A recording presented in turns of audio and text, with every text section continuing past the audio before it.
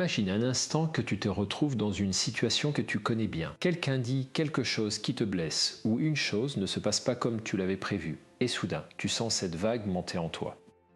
Cette chaleur dans la poitrine, cette tension dans la mâchoire, cette envie de réagir, de te défendre, de fuir ou parfois même de tout laisser tomber. Et après, quand le moment est passé, tu te retrouves seul avec toi-même et tu te demandes pourquoi j'ai réagi comme ça, pourquoi je n'arrive pas à rester calme quand j'en ai le plus besoin. Si cette question te parle, je suis vraiment heureux que tu sois là aujourd'hui parce que c'est exactement ce dont nous allons parler ensemble. Je m'appelle Christophe André et depuis de nombreuses années, j'accompagne des personnes dans leur chemin intérieur, dans leur lutte quotidienne avec elles-mêmes, avec leurs émotions, avec leurs relations. Et si je devais te dire une chose que j'ai apprise une seule, après toutes ces années de pratique clinique, de lecture, de méditation et d'observation de la nature humaine, ce serait ceci: perdre son calme n'est pas un défaut de caractère. Ce n'est pas une faiblesse, c'est une information précieuse sur qui tu es, sur ce qui compte vraiment pour toi, sur ce qui a été blessé en toi à un moment ou un autre. Aujourd'hui, je voudrais t'offrir quelque chose de concret, pas une liste de conseils à appliquer mécaniquement, pas une formule magique, mais une compréhension profonde de ce qui se passait en toi quand tu perds ton calme et surtout ce que cela révèle de toi. Parce que quand on comprend vraiment quelque chose, on n'a plus besoin de lutter contre lui de la même façon. On peut commencer à travailler avec lui plutôt que contre lui. Je vais te parler de psychologie, oui, mais d'une psychologie humaine accessible, celle que tu peux reconnaître dans ta propre vie. Je vais te parler de moments que tu as peut-être vécu, de pensées que tu as peut-être eues, de sensations que tu connais peut-être déjà. Et à travers tout cela, mon espoir est que tu repartes d'ici avec une relation différente à toi-même, plus douce, plus lucide, plus libre. Alors installe-toi confortablement, prends une respiration et commençons ce voyage ensemble. La première chose que je voudrais aborder, c'est quelque chose que j'appelle le malentendu fondamental sur le calme. Parce que beaucoup de personnes, quand elles viennent me voir ou quand elles lisent mes livres, me disent la même chose. Elles me disent: je veux apprendre à ne plus ressentir ces émotions intenses. Je veux apprendre à ne plus me mettre en colère. Je veux apprendre à ne plus avoir peur, à ne plus être anxieux, à ne plus être triste. Et je les comprends. Je les comprends vraiment parce que ces émotions peuvent être douloureuses, épuisantes, embarrassantes parfois. Mais voilà, le malentendu, le calme n'est pas l'absence d'émotion. Le calme n'est pas un état où l'on ne ressent rien. Ce n'est pas une anesthésie émotionnelle, ce n'est pas un mur que l'on construit entre soi et le monde. Le vrai calme, celui qui dure, celui qui est résilient, c'est quelque chose de beaucoup plus vivant que ça. C'est la capacité à ressentir pleinement ces émotions sans en être submergé. C'est la capacité à laisser passer la vague sans être emporté par elle. C'est la différence entre être dans l'océan et être l'océan lui-même. Laisse-moi te donner une image. Imagine un arbre par une journée de grand vent. Ses branches s'agitent, ses feuilles tourbillonnent, il s'épanche dans la tempête. Mais ses racines, elles restent ancrées dans la terre. L'arbre ne lutte pas contre le vent, il ne prétend pas que le vent n'existe pas. Il se laisse traverser par lui. Et quand le vent se calme, l'arbre est toujours là, debout, intact. C'est ça le calme intérieur. Ce ne sont pas des branches immobiles, ce sont des racines profondes. Et alors la question devient: comment est-ce qu'on développe ces racines? Comment est-ce qu'on construit cette stabilité intérieure qui nous permet de traverser les tempêtes de la vie sans être emporté? La réponse commence par la compréhension, et la compréhension commence par une question que peu de gens osent vraiment se poser: qu'est-ce qui se passe vraiment quand je perds mon calme? Parce que perdre son calme, ce n'est jamais vraiment à propos de ce qu'on croit que c'est à propos. Je vais te répéter ça parce que c'est important. Quand tu perds ton calme, ce n'est presque jamais vraiment à propos de la situation immédiate. C'est à propos de quelque chose de plus profond. Laisse-moi te donner un exemple. J'ai connu une femme, appelons-la Marie, une femme intelligente, bienveillante, dévouée dans son travail. Elle venait me voir parce qu'elle avait du mal à gérer sa colère au travail. Elle me racontait que son collègue arrivait parfois en retard aux réunions et que ça la mettait dans un état terrible. Une colère disproportionnée, disait-elle elle-même. Elle savait que sa réaction était excessive et ça la perturbait encore plus. Alors nous avons commencé à explorer ensemble, pas la situation en elle-même, mais ce que cette situation éveillait en elle. Et peu à peu, quelque chose est apparu. Marie avait grandi dans une famille où le manque de respect pour le temps des autres était une forme de mépris. Son père arrivait souvent en retard, et quand il le faisait, c'était un message implicite: tu ne comptes pas assez pour que je sois à l'heure. Ce n'était peut-être pas son intention consciente, mais c'est ce que la petite Marie avait ressenti encore et encore. Et maintenant, des décennies plus tard, quand son collègue arrivait en retard, ce n'était pas seulement son collègue qu'elle voyait. C'était aussi quelque part dans les profondeurs de sa mémoire émotionnelle, ce père qui lui disait sans le dire « tu ne comptes pas ». Voilà ce que révèle la perte de calme. Elle révèle des blessures anciennes. Elle révèle des besoins non satisfaits. Elle révèle des valeurs profondes qui ont été heurtées. Elle révèle des peurs que l'on pensait avoir surmontées. Et quand on comprend ça, on ne peut plus regarder ses propres réactions de la même façon. On commence à les voir avec plus de compassion, pas pour les excuser, pas pour les justifier, mais pour les comprendre. Et la compréhension, c'est le début de la liberté. Alors voilà la première leçon que je voudrais que tu emportes avec toi. La prochaine fois que tu perds ton calme, au lieu de t'érouger, au lieu de te dire « je suis trop sensible » ou « j'aurais dû mieux réagir », pose-toi cette question. Qu'est-ce que cette situation a touché à moi? Qu'est-ce qui a été blessé, menacé ou ignoré? Cette question seule peut changer ta relation à toi-même de façon profonde. Maintenant, j'aimerais aller un peu plus loin et te parler de quelque chose que les neurosciences et la psychologie nous ont appris ces dernières décennies.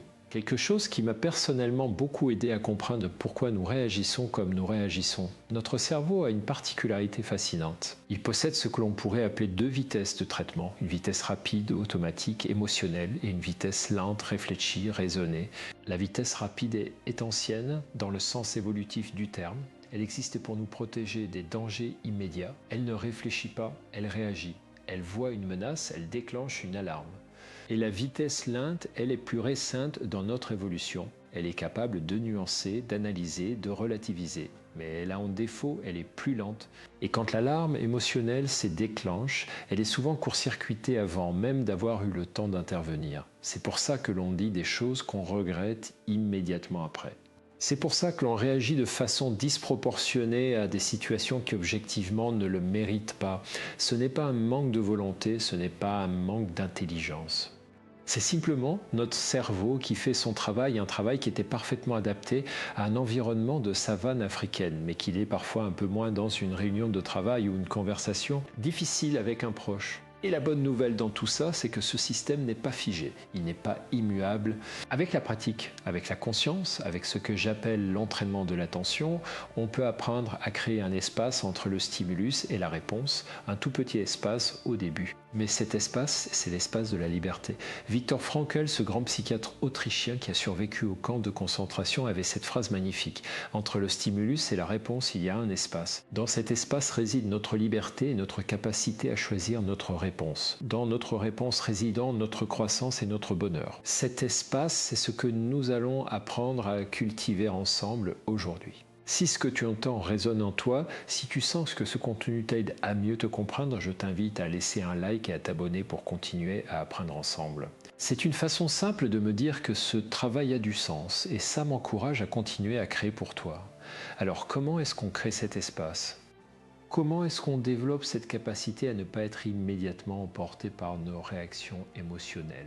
La première clé, et c'est peut-être la plus importante, c'est ce que j'appelle la conscience du corps. Parce que les émotions, avant d'être des pensées, avant d'être des mots, sont des sensations physiques. La colère, c'est une chaleur dans la poitrine, une tension dans les épaules, une accélération du rythme cardiaque. L'anxiété, c'est un nœud dans l'estomac, une respiration qui s'est raccourcie, des mains qui se crispent. La tristesse, c'est un poids sur les épaules, une lourdeur dans les membres, une gorge serrée. Et si tu apprends à reconnaître ces signaux physiques avant qu'ils ne deviennent une explosion émotionnelle, tu te donnes quelque chose d'inestimable, du temps pour choisir ta réponse plutôt que de subir ta réaction. Voici un exercice simple que je propose souvent. La prochaine fois que tu sens une émotion intense monter, au lieu de te concentrer sur la situation ou sur tes pensées, tourne ton attention vers ton corps. Demande-toi où est-ce que je sens ça dans mon corps. Comment est-ce que c'est? Est-ce que c'est chaud ou froid? Est-ce que c'est tendu ou mou? Est-ce que ça bouge ou est-ce que c'est statique? Cette simple redirection de l'attention a un effet remarquable. Elle active la partie réfléchie du cerveau. Elle crée cet espace dont parlait Frankl. Et elle te permet de sortir du pilote automatique. Ça paraît simple, et c'est vrai que c'est simple dans son principe. Mais simple ne veut pas dire facile, parce que quand on est en pleine tempête émotionnelle, se souvenir de tourner son attention vers son corps, c'est un peu comme se souvenir de nager quand on est en train de se noyer. Ça demande de la pratique, ça demande de l'entraînement en dehors des moments de crise pour que ça devienne un réflexe dans les moments de crise. Et c'est là qu'entre en jeu quelque chose dont je veux te parler maintenant, la méditation de pleine conscience. Je sais que ce mot peut faire peur à certains. Il peut sembler ésotérique, réservé à des personnes qui ont beaucoup de temps libre ou associé à des pratiques religieuses qui ne correspondent pas à tout le monde. Mais permettez-moi de te présenter la pleine conscience telle que je la comprends et telle que je la pratique. C'est simplement l'art de porter son attention sur le moment présent, avec curiosité et sans jugement. C'est tout. Pas de position particulière obligatoire, pas de croyance spéciale, pas de dizaines d'heures par semaine, juste cette capacité à être là, vraiment là, dans ce qui se passe maintenant. Et pourquoi est-ce que ça aide à garder son calme? Parce que la plupart de nos réactions émotionnelles excessives ne sont pas vraiment liées à ce qui se passe maintenant. Elles sont liées à ce que nous projetons sur maintenant, elles sont liées à des souvenirs du passé que nous superposons à la situation présente ou à des peurs du futur que nous anticipons. Quand Marie se mettait en colère contre son collègue en retard, elle n'était pas vraiment dans le moment présent, elle était dans la salle de séjour de son enfance, attendant un père qui ne venait pas. Son corps était dans la salle de réunion, mais son cœur, lui, était ailleurs. La pleine conscience, c'est la pratique qui nous ramène dans le moment présent. Et dans le moment présent, les choses sont souvent beaucoup plus chérables qu'elles ne le semblent quand on les superpose à tout notre passé et tout notre futur. Je veux te donner un autre exemple, tiré cette fois d'une situation peut-être plus universelle. Imagine que tu es dans une conversation difficile avec quelqu'un que tu aimes, ton partenaire, un ami proche, un membre de ta famille, et cette personne dit quelque chose qui te blesse, quelque chose qui semble critique ou injuste ou qui remet en question quelque chose d'important pour toi. Dans ce moment, que se passe-t-il? Pour la plupart d'entre nous, quelque chose se ferme, une sorte de rideau tombe et soudain, on n'entend plus vraiment ce que l'autre dit. On est en train de préparer notre défense ou notre contre-attaque ou notre argument, on est en train de penser à toutes les fois où l'autre a fait la même chose. On est en train de se demander si cette relation a vraiment un avenir. Tout ça en quelques secondes. Et l'autre personne, elle se retrouve à parler à quelqu'un qui n'est plus vraiment là, qui est parti dans sa propre tempête intérieure. La pleine conscience dans ce contexte, ce n'est pas de prétendre que ce que l'autre a dit ne fait pas mal. Ce n'est pas de sourire et d'acquiescer à tout. C'est simplement de remarquer ce qui se passe en toi, de nommer ce que tu ressens et de choisir de rester présent malgré tout. De continuer à écouter, de continuer à voir l'autre comme une personne entière et pas seulement comme la source de ta douleur. Et ça, c'est quelque chose qui change radicalement la qualité de nos relations. Parce que quand on est vraiment présent dans une conversation difficile, on entend des choses qu'on n'aurait pas entendues autrement. On voit des choses qu'on n'aurait pas vues autrement. Et souvent, on découvre que ce qui semblait être une attaque était en fait une demande maladroite, que ce qui semblait être du rejet était en fait de la peur. Que ce qui semblait être de la froideur était en fait de la souffrance. La présence est le plus grand cadeau que l'on puisse offrir à quelqu'un. Et c'est aussi le plus grand cadeau que l'on puisse s'offrir à soi-même. Maintenant, j'aimerais aborder quelque chose qui est peut-être un peu plus délicat, mais qui est absolument fondamental pour comprendre pourquoi nous perdons notre calme. C'est la question de l'ego, ou plus précisément de ce que j'appelle les blessures de l'ego. Nous avons tous une image de nous-mêmes, une façon dont nous pensons être, dont nous pensons que les autres nous voient, dont nous pensons que nous devrions être. Et quand cette image est menacée, quand quelqu'un ou quelque chose remet en question cette image, quelque chose en nous se défende, parfois violemment. Quelqu'un critique notre travail et nous réagissons comme si notre vie entière était en danger. Quelqu'un ne répond pas à notre message et nous construisons toute une histoire sur ce que ça signifie sur notre valeur. Quelqu'un exprime un désaccord avec notre opinion et nous le vivons comme une attaque personnelle. Pourquoi ? Parce que nous avons confondu notre identité avec nos opinions, nos performances, nos succès, notre image sociale. Nous nous sommes dit, consciemment ou non, je suis ce que je fais. Je suis ce que les autres pensent de moi, je suis mes résultats, je suis mon statut. Et quand tout ça est remis en question, c'est nous-mêmes que nous percevons comme remis en question. Et ça fait mal, ça fait peur. Et la peur et la douleur se transforment très facilement en colère. Alors voilà une question que je t'invite à explorer avec honnêteté. Qu'est-ce que tu as confondu avec ton identité? Qu'est-ce que tu défends avec tant d'énergie quand tu perds ton calme? Est-ce que c'est vraiment quelque chose d'essentiel? Ou est-ce que c'est une image, une construction, quelque chose que tu as cru devoir être à un moment donné de ta vie? Je ne posais pas cette question pour te déstabiliser. Je la pose parce que la réponse honnête à cette question est souvent libératrice. Parce que quand on commence à démêler son identité profonde de ses constructions superficielles, on découvre quelque chose de magnifique, on est beaucoup plus solide, beaucoup plus vaste, beaucoup plus libre qu'on ne le pensait. On n'a plus besoin de défendre une image, on peut simplement être. Si ce contenu t'aide à mieux te comprendre et à avancer sur ton chemin intérieur, je t'invite à laisser un like et à t'abonner. Chaque geste de soutien m'aide à continuer ce travail et à toucher plus de personnes qui en ont besoin. J'aimerais maintenant te parler de quelque chose que j'appelle la grammaire des émotions. Parce que l'une des raisons pour lesquelles nous avons du mal à gérer nos émotions, c'est que nous ne les comprenons pas vraiment. Nous ne savons pas les lire, nous ne savons pas ce qu'elles essaient de nous dire. Les émotions sont comme des messagers, elles arrivent avec une information, en signal, un message. Et si on les refoule, si on les noie dans le travail ou dans les distractions, elles ne disparaissent pas, elles reviennent souvent plus fort, souvent sous une forme différente. Mais si on apprend à les écouter, si on apprend à décoder leurs messages, alors elles peuvent devenir des alliés plutôt que des ennemis. Prenons la colère par exemple. La colère est souvent décriée, souvent considérée comme une émotion négative qu'il faudrait éliminer. Mais la colère, dans son essence, est une émotion de protection. Elle se déclenche quand quelque chose d'important pour nous est menacé ou violé. Elle nous dit « Attention, une de tes valeurs fondamentales a été heurtée. Quelque chose d'important pour toi n'est pas respecté. » Le problème n'est pas la colère elle-même. Le problème, c'est ce qu'on en fait. Si on laisse la colère s'exprimer de façon impulsive, sans réflexion, elle peut causer des dommages. Mais si on apprend à l'écouter, à comprendre ce qu'elle protège, on peut utiliser son énergie de façon constructive. On peut l'utiliser pour établir des limites saines, pour défendre ce qui compte vraiment, pour initier des changements nécessaires. La colère, bien canalisée, peut être une force extraordinaire pour la justice, pour la créativité et pour le changement. Et l'anxiété ? L'anxiété est souvent considérée comme une faiblesse, comme quelque chose qu'il faut absolument faire taire. Mais l'anxiété, dans son essence, est une émotion d'anticipation. Elle nous dit « il y a quelque chose dans le futur qui me préoccupe, il y a quelque chose que je n'ai pas encore résolu, quelque chose que je n'ai pas encore préparé ». Le problème, encore une fois, n'est pas l'anxiété elle-même, le problème c'est quand elle se déconnecte de la réalité. Quand elle anticipe des dangers qui ne sont pas réels ou quand elle exagère l'ampleur des dangers réels, quand elle nous paralyse au lieu de nous mobiliser. Mais quand on apprend à écouter l'anxiété avec discernement, on peut souvent y trouver une information utile. On peut se demander qu'est-ce que cette anxiété essaye de me dire ? Y a-t-il quelque chose que je dois préparer, quelque chose que je dois aborder, quelque chose que je dois accepter ? Et la tristesse est peut-être l'émotion la plus mal comprise de toutes. Dans notre culture qui valorise la positivité, la performance, l'efficacité, la tristesse est souvent vue comme un problème à résoudre, un état à dépasser le plus vite possible. Mais la tristesse est l'émotion du deuil. Et le deuil n'est pas seulement pour les morts. On fait le deuil d'une relation qui se termine, d'une opportunité manquée, d'une version de soi-même qu'on ne peut plus être, d'un espoir qu'on doit abandonner. La tristesse nous dit quelque chose d'important a été perdu, prends le temps de l'honorer, et quand on s'autorise à ressentir la tristesse pleinement, sans la fuir, sans la noyer, quelque chose se passe. Elle passe, pas immédiatement, pas sans douleur, mais elle passe. Et de l'autre côté de la tristesse, il y a souvent une clarté nouvelle, une légèreté retrouvée, une capacité renouvelée à s'ouvrir à la vie. C'est ce que les psychologues appellent parfois le travail émotionnel.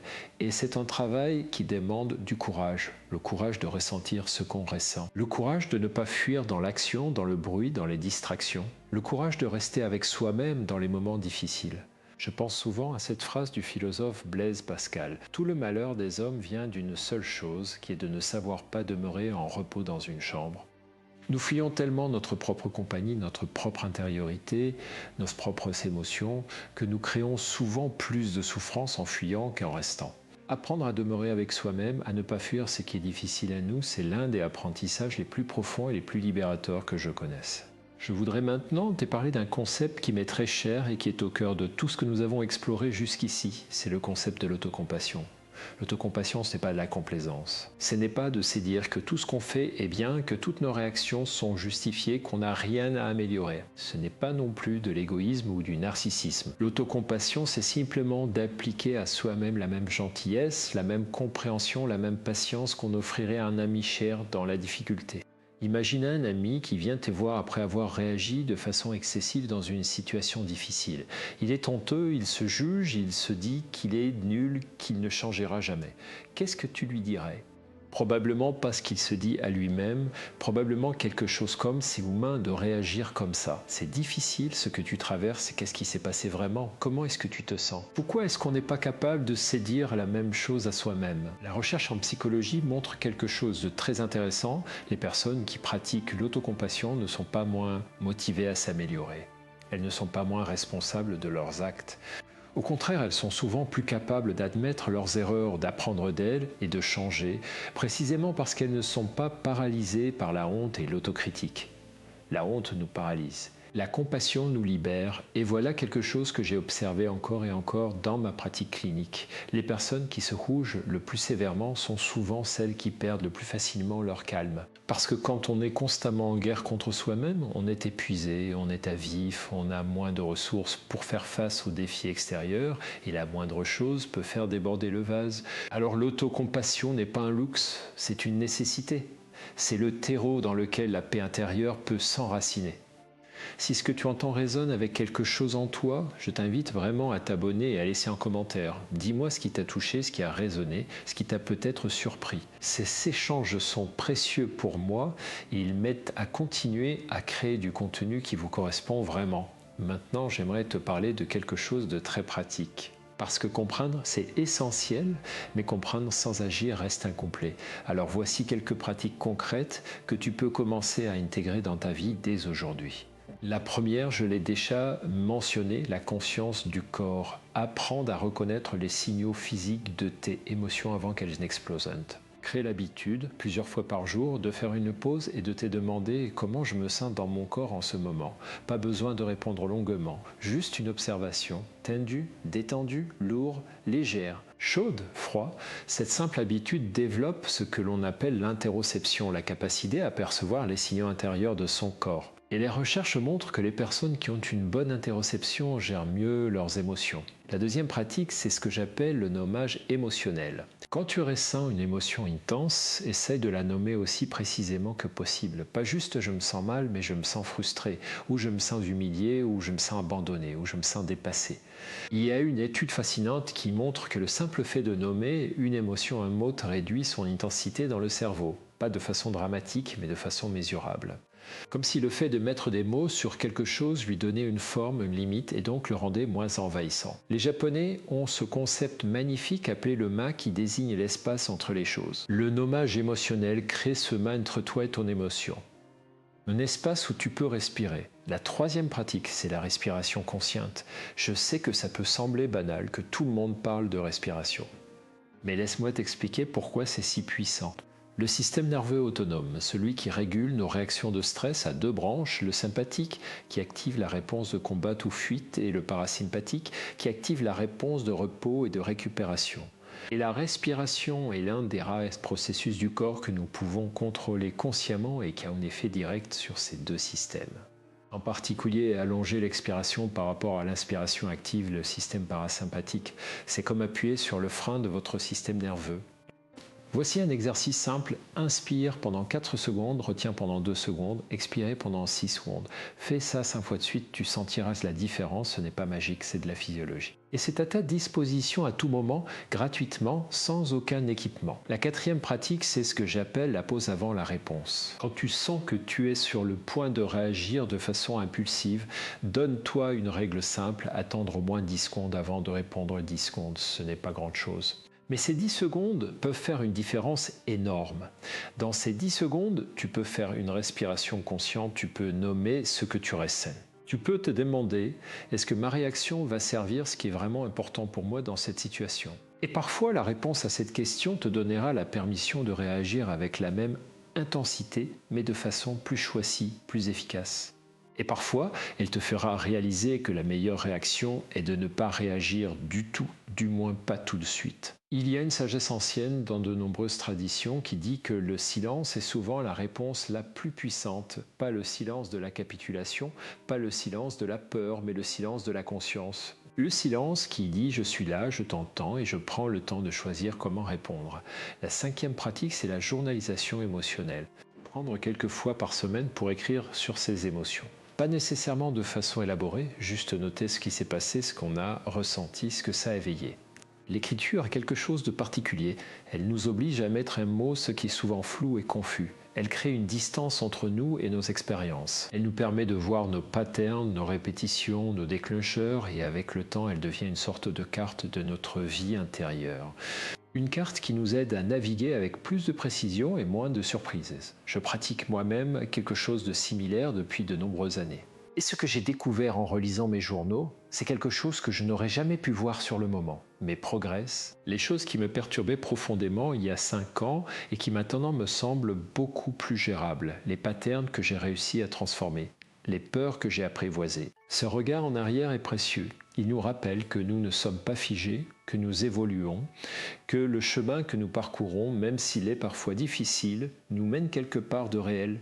Maintenant, j'aimerais aborder quelque chose que je considère comme l'un des aspects les plus profonds et les plus transformateurs de tout ce que nous avons exploré aujourd'hui. C'est la question de l'acceptation. L'acceptation est peut-être le mot le plus mal compris dans le domaine du développement personnel. Beaucoup de personnes pensent que l'acceptation signifie la résignation. Que ça veut dire se soumettre à ce qui est difficile, renoncer à changer les choses, dire que tout va bien quand tout ne va pas bien. Mais ce n'est pas du tout ça. L'acceptation, telle que je la comprends, c'est simplement la reconnaissance lucide de la réalité telle qu'elle est en ce moment. Pas telle qu'on voudrait qu'elle soit, pas telle qu'elle devrait être, telle qu'elle est. Et cette reconnaissance, loin de nous paralyser, nous libère d'une lutte épuisante. La lutte contre ce qui est. Parce que quand on résiste à la réalité, quand on se dit ce ne devrait pas être comme ça ne devrait pas m'arriver à moi, cette personne ne devrait pas se comporter comme ça, on souffre 2 fois. On souffre de la situation elle-même et on souffre de notre résistance à la situation. Le bouddhisme a cette métaphore magnifique de la flèche. Quand quelque chose de difficile nous arrive, c'est comme si on était touché par une flèche, ça fait mal, c'est inévitable, c'est la première flèche. Mais quand on commence à résister, à se plaindre, à se demander pourquoi moi, à ruminer, à s'angoisser, c'est comme si on s'enfonçait soi-même une 2e flèche dans la blessure. La douleur est maintenant double et c'est nous qui l'avons créée. L'acceptation, c'est retirer la 2e flèche, c'est dire oui, ça fait mal, oui, c'est difficile. Et je peux être avec ça sans me faire encore plus de mal et quelque chose de paradoxal se produit alors. Quand on cesse de résister à ce qui est, on a soudain beaucoup plus d'énergie disponible pour changer ce qui peut être changé parce qu'on ne gaspille plus cette énergie dans la lutte contre la réalité. C'est ce paradoxe que le philosophe stoïcien Épictète avait compris il y a 2000 ans. Il y a des choses qui dépendent de nous et des choses qui ne dépendent pas de nous. Notre paix intérieure dépend de notre capacité à distinguer les unes des autres et à concentrer notre énergie sur les premières. Ce n'est pas une philosophie de passivité, c'est une philosophie d'efficacité, d'intelligence émotionnelle, de sagesse et pratique. Si tu arrives jusqu'ici dans cet audio, je t'invite à t'abonner et à partager ce contenu avec quelqu'un qui pourrait en avoir besoin. C'est un geste simple qui peut faire une vraie différence dans la vie de quelqu'un. J'aimerais maintenant te parler de quelque chose qui touche à la fois à nos relations avec les autres et à notre relation avec nous-mêmes. C'est la question des limites. Beaucoup de personnes qui ont du mal à garder leur calme ont aussi du mal à établir des limites saines dans leurs relations. Et ce n'est pas un hasard. Parce que quand on n'a pas de limite claire, quand on dit oui alors qu'on veut dire non, quand on laisse les autres empiéter sur notre espace, notre temps, notre énergie, une tension s'accumule. Et cette tension doit bien sortir quelque part. Et elle sort souvent au mauvais moment, de la mauvaise façon avec la mauvaise personne. Les limites ne sont pas des murs, ce sont des portes. Elles définissent ce qui peut entrer et ce qui ne peut pas entrer dans notre espace intérieur. Elles définissent ce que nous acceptons et ce que nous n'acceptons pas dans nos relations. Et établir des limites saines, c'est un acte de respect envers soi-même, mais c'est aussi paradoxalement un acte de respect envers les autres, parce que quand on est clair sur ce qu'on peut et ne peut pas donner, on évite les situations où l'on finit par donner à contre-cœur avec du ressentiment et où tout le monde en sort perdant. J'ai connu un homme, appelons-le Thomas, qui était quelqu'un d'extraordinairement généreux. Il aidait tout le monde, il disait toujours oui, il était disponible pour tous. Et pourtant, il était chroniquement épuisé, irritable, et il perdait régulièrement son calme pour des choses qui semblaient mineures. Ses proches ne comprenaient pas. Ils le voyaient comme quelqu'un de généreux et ils étaient surpris par ses explosions. Mais ce que nous avons découvert ensemble, c'est que Thomas n'était pas vraiment généreux. Il était incapable de refuser. Il avait appris très tôt que son amour et son acceptation étaient conditionnels à son utilité pour les autres. Et donc il donnait jusqu'à ce qu'il n'ait plus rien à donner. Et alors la colère sortait. Apprendre à dire non, pour Thomas, n'était pas un acte d'égoïsme, c'était un acte de guérison, c'était apprendre que sa valeur n'était pas conditionnelle à ce qu'il faisait pour les autres, que sa place dans les cœurs des gens qu'il aimait ne dépendait pas de son utilité. Et quand il a commencé à établir des limites, quelque chose d'inattendu s'est produit. Ses relations sont devenues plus authentiques. Parce que les gens autour de lui ont commencé à le voir tel qu'il était vraiment et non pas tel qu'il se forçait à être, et sa colère, elle, a progressivement diminué. Parce qu'il n'y avait plus cette accumulation de tensions, ce réservoir de ressentiment qui cherchait une sortie. Les limites nous libèrent, elles nous permettent d'être présents dans nos relations de façon authentique, sans arrière-pensée, sans ressentiment, sans ce sentiment d'être exploité ou incompris. Et apprendre à établir des limites saines, ça passe par quelque chose de très simple en apparence. Apprendre à communiquer ses besoins, apprendre à dire « j'ai besoin de ça, je ne peux pas faire ça ». Ça m'est difficile quand tu fais ça. Est-ce qu'on peut trouver une autre façon? Ce n'est pas facile. Surtout pour ceux d'entre nous qui ont appris que leurs besoins n'étaient pas importants, ou qui ont appris que demander était dangereux, ou qui ont appris que le conflit était à éviter à tout prix.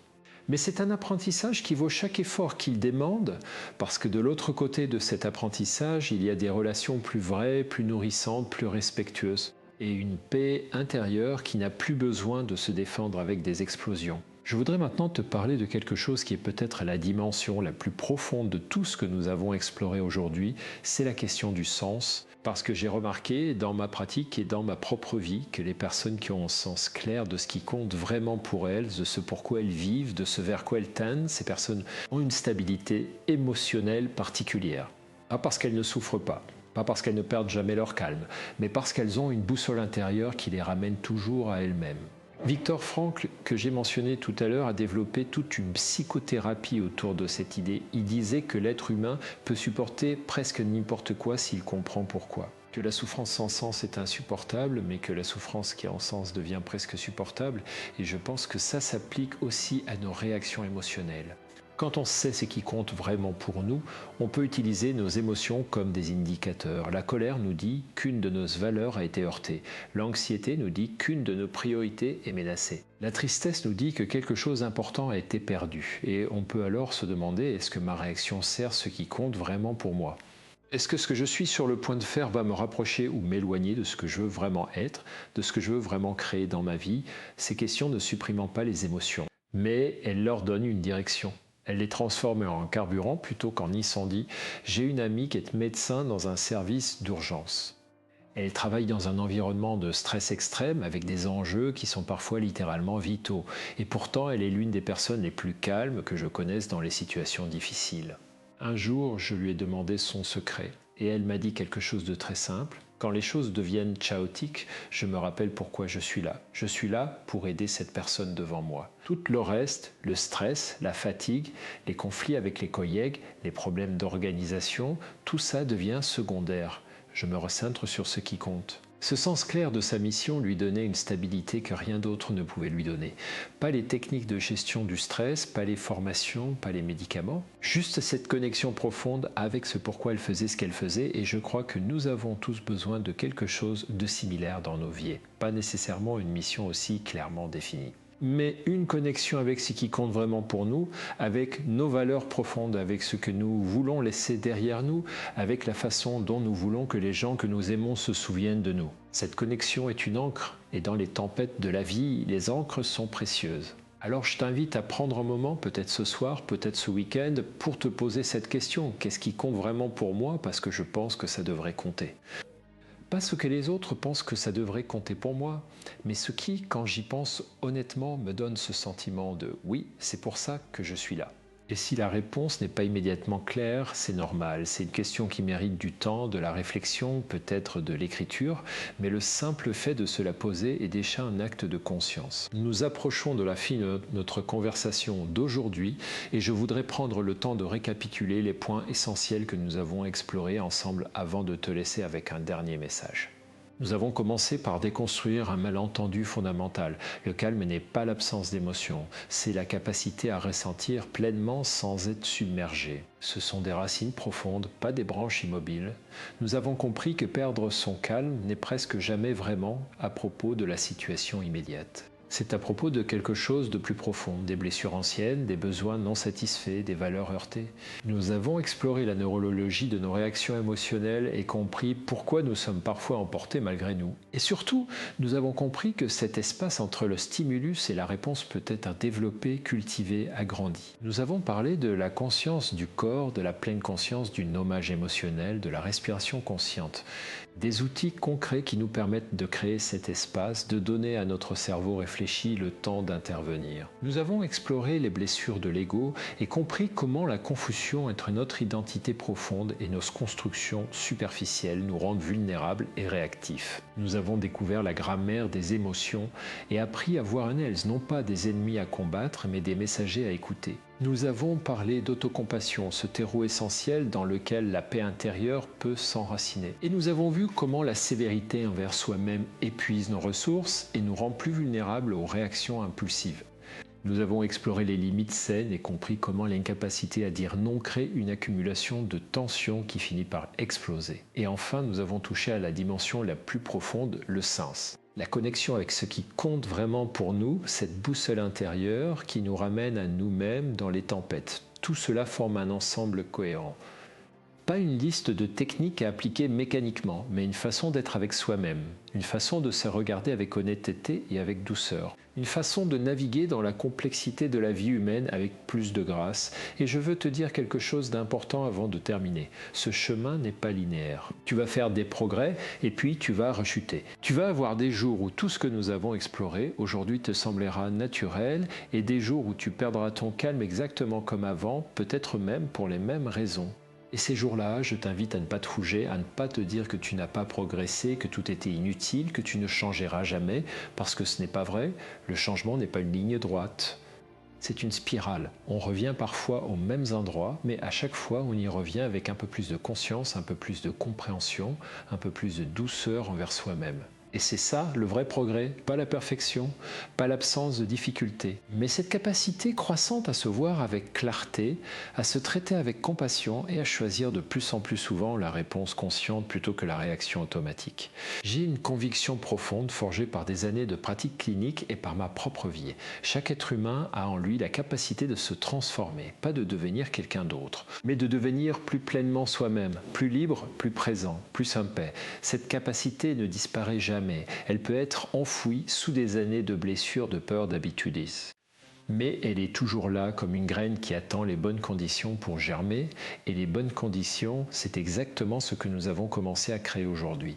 La conscience, la compréhension, la compassion, la pratique. Tu n'as pas besoin d'être parfait pour commencer, tu n'as pas besoin d'avoir tout compris, tu as juste besoin de commencer là où tu es avec ce que tu as et de faire un pas, puis un autre. Puis un autre, et avec le temps, tu regarderas en arrière et tu verras le chemin parcouru. Et tu réaliseras que toutes ces petites décisions, toutes ces petites pratiques, tous ces petits moments de conscience ont créé quelque chose de grand, une vie plus libre, des relations plus vraies, une paix intérieure qui n'est plus dépendante des circonstances extérieures. C'est ça le vrai calme, et il est à ta portée. Merci de m'avoir accompagné jusqu'ici. Ce temps que tu t'es accordé, cette attention que tu as portée à ta vie intérieure, c'est déjà un acte de courage et de soin vers toi-même. Et je l'honore sincèrement. Si ce contenu t'a été utile, si tu repars avec quelque chose, une pensée nouvelle, une perspective différente, un outil que tu vas essayer, je t'invite à t'abonner et à le partager avec quelqu'un qui pourrait en avoir besoin. Parce que ces conversations sur la vie intérieure, sur les émotions, sur la façon dont on se traite soi-même, ces conversations ont besoin d'exister dans le monde. Elles ont besoin de circuler. Elles ont besoin de toucher les personnes qui en ont besoin au bon moment. Et si tu as des questions, des réflexions, des choses qui ont résonné ou qui ont suscité des interrogations, n'hésite pas à les partager dans les commentaires. Je lis tout et ces échanges sont pour moi une source d'inspiration et d'humanité. On se retrouve dans le prochain épisode. Prends soin de toi, prends soin de ta vie intérieure et n'oublie pas, la paix ne se trouve pas dans l'absence de tempête, elle se trouve dans la profondeur de tes racines. À très bientôt.